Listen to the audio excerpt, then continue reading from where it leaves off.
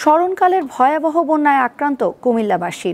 আশ্রয় কেন্দ্রে যাওয়া বেশিরভাগ শিশুই অসুস্থ, ভুগছে পানিবাহিত নানা রোগে। একদিকে বন্যার পানি অন্যদিকে উপার্জন না থাকায় বাচ্চাদের চিকিৎসা করাতে পারছেন না অভিভাবকরা। নারীরাও পড়েছেন বিপাকে। অপর্যাপ্ত স্যানিটেশন ব্যবস্থা আর নিরাপত্তাহীনতায় ভুগছেন তারা।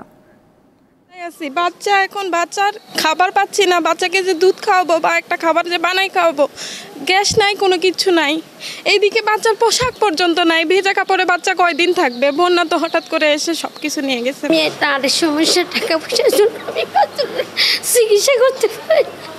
সন্তানের জন্য এমন জল এখন বন্যা কবলিত প্রায় সব মায়ের চোখেই।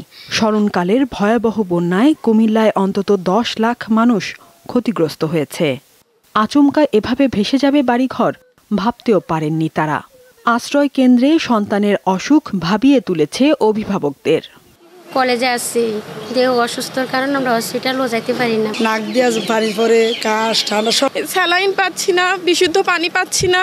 আবেদন জানাই ওরা আমাদের ঘরদুয়ার বন্যায় ভেঙে গেছে, যেন একটু সহায়তা করে। শিশুদের পাশাপাশি নারীরাও পড়েছেন বিপাকে। অতিরিক্ত মানুষের উপস্থিতিতে আশ্রয় কেন্দ্রে পর্যাপ্ত স্যানিটেশন ব্যবস্থা না থাকায় বড় সমস্যায় পড়ছেন নারীরা। টয়লেট ব্যবহারে নিরাপত্তা ঝুঁকিতেও ভুগছেন তারা। স্কুল কলেজ মাদ্রাসায় স্যানিটেশনের ব্যবস্থাটা সেটা খুব সংকীর্ণ। একটা কোথাও দুইটা আছে, দেখা যায় অনেক মানুষ এখানে। পানি বেশি হয়ে গেছে, ভয়ে গেছি আর কি। দেখা যায় যে প্রতি ফ্লোরে মাত্র একটা টয়লেট। পুরুষ এবং মেয়েরা একসাথে যদি যায় তাহলে তারা বিভিন্ন কারণে খুব দুর্ভোগ পোহাচ্ছে।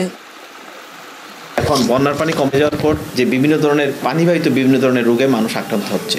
ডায়রিয়া, ডিসেন্ট্রি বা কলেরা হয়ে থাকে। আমরা বলবো যে আপনারা যখন খাবার খেতে যান সেক্ষেত্রে হাতটা ভালো করে ধুয়ে নিতে হবে। মেডিকেটের স্যুপ বাজারে পাওয়া যায়, প্রচুর সাবান আছে, অথবা ঘরে আমরা অ্যাভেলেবল যে সব স্যুপগুলো ইউজ করি, অথবা আমরা যে হ্যান্ড ওয়াশ ইউজ করি, ভালো করে হাত ধুয়ে নিব।